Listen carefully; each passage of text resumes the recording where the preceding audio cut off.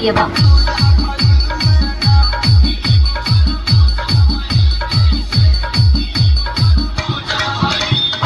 रिंकू भैया एक गजल का लाइन लगन, यानी जरा ध्यान से सुनिएगा।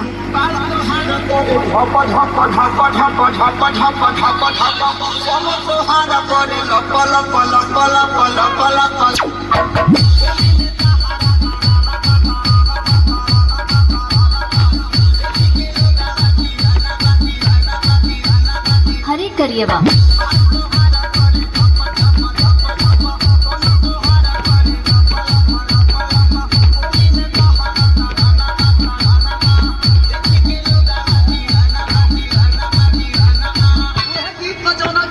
आप लोग सुनने कैसे बा बहादुर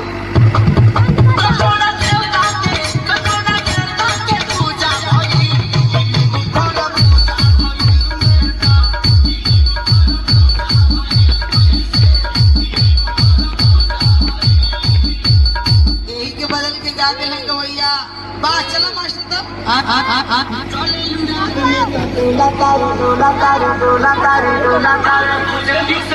हमर बोला तारे